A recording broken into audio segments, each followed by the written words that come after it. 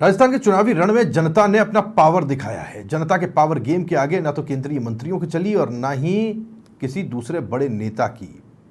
नतीजों से वोट की ताकत साफ दिखाई दी। अब भी देखिए। वोट के पावर ने दिखाई झलक। कई मंत्रियों के बिगड़ते दिखे चुनावी समीकरण। खुद की विधानसभा में हारे तो प्रभार वाले में भी हुए धराशाही। अब दिल्ली में क्या जवाब देंगे ये मंत्री? 6 महीने में ही जनता ने बदल दिया रुख। कहीं मंत्री से नाराजगी तो नहीं पड़ गई भारी?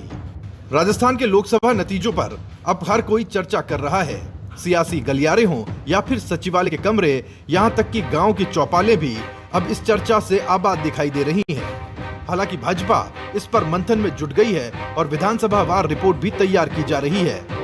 लेकिन इस बीच मंत्रियों के प्रभार और गृह क्षेत्र में बीजेपी के पिछड़ने का एक और बड़ा सवाल भाजपाइयों के बीच गूंज रहा है और इनमें ही 11 सीटें हारने की गणित को भी देखा जा रहा है। मंत्री सुरेश रावत ने अपने पुष्कर विधानसभा क्षेत्र में बीजेपी को लीड दिलवाई और प्रभार वाली लोकसभा अलवर सीट पर भी बीजेपी उम्मीदवार को जिताने में सफल रहे। लेकिन जहां मंत्री जिता नहीं सके, वहां पर मंथन की बात कर रहे हैं। देखिए, राजनीतिक क्षेत्र के अंदर, लोकतांत्रिक व्यवस्था के अंदर जनता का निर्णय सिरधार्य होता है और मैं धन्यवाद देना चाहता हूँ राजस्थान की जनता को कि अजमेर को ऐतिहासिक वोटों से जिताया, अलवर भी हमने जीती और बाकी कुछ जगह हमारे अपेक्षित जो परिणाम थे उस अनुकूल नहीं आए। हम उनकी समीक्षा करेंगे, हम मनन करेंगे। मंत्रियों की परफॉर्मेंस पर एक नजर। 25 लोकसभा क्षेत्र में 23 मंत्रियों को बनाया था प्रभारी। 6 मंत्रियों के विधानसभा क्षेत्र में बीजेपी को मिली हार। मंत्री किरोड़ी लाल मीणा, सुमित गोदारा, गजेंद्र सिंह खींवसर, के बिश्नोई, मंजू बाघमार, जवाहर सिंह बेढ़म के घर में हारी बीजेपी। मंत्री सुमित गोदारा, अविनाश गहलोत, गौतम दत्त, संजय शर्मा, जवाहर बेढ़म, राज्यवर्धन सिंह, मदन दिलावर, कन्हैया लाल चौधरी, जोराराम कुमावत, बाबूलाल खराड़ी के प्रभार वाले लोकसभा में बीजेपी को मिली हार। राजस्थान सरकार के मंत्रियों की परफॉर्मेंस को देखा जाए तो मंत्री सुमित गोदारा और जवाहर सिंह बेढ़म अपने विधानसभा क्षेत्र के साथ साथ प्रभार वाले लोकसभा क्षेत्र में दम दिखाने में बेदम नजर आए।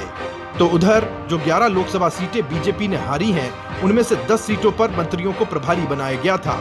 वहां भी नतीजे बीजेपी के पक्ष में नहीं आ पाए। झुंझुनू में विधायक बाबा बालकनाथ को प्रभारी बनाया गया था, लेकिन शेखावटी के क्लीन स्वीप में यहां पर भी बाबा बालकनाथ की नहीं चली। लोकसभा चुनाव में बीजेपी के पिछड़ने पर मंत्री झाबर सिंह खर्रा ने गलत टिकट वितरण का जिक्र भी किया। करेंगे क्या, आत्मचिंतन करेंगे और जो भी कमी खामी रही उसको सुधार करेंगे। इसमें ये 400 पार के नारे को लेकर जो विपक्ष ने भ्रम फैलाया, हम उस भ्रम को दूर नहीं कर पाए।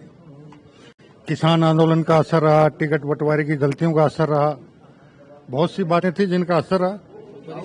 इन मंत्रियों की विधानसभा में बीजेपी को मिली लीड।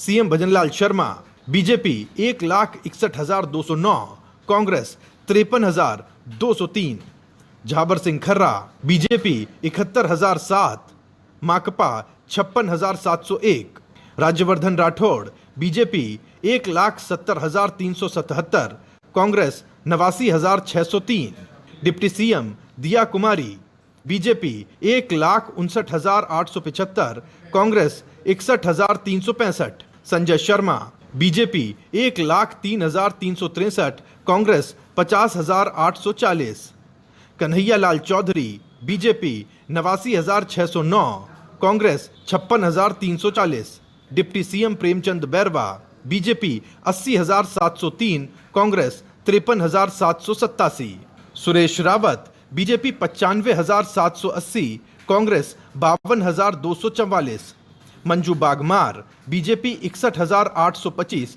कांग्रेस 72,309, मंत्री विजय सिंह चौधरी, जोराराम कुमावत, अविनाश गहलोत, गजेंद्र सिंह खींवसर, जोगाराम पटेल, के बिश्नोई, ओटाराम देवासी, बाबूलाल खराड़ी, गौतम दत्त, हेमंत मीणा, हीरालाल नागर और मदन दिलावर की विधानसभा में बीजेपी को बढ़त मिली। लोकसभा में विधानसभा वार बीजेपी का प्रदर्शन देखा जाए तो 107 विधानसभा में बीजेपी को बढ़त मिली है, लेकिन 33 विधानसभा सीट ऐसी रहीं जो कि विधानसभा में तो बीजेपी ने जीती, लेकिन लोकसभा चुनाव में उन सीटों पर हार का मुंह देखना पड़ा। लेकिन दूसरी तरफ 25 विधानसभा सीट ऐसी भी रहीं जहां विधानसभा चुनाव में बीजेपी पिछड़ गई थी और अब लोकसभा चुनाव में बढ़त हासिल की है।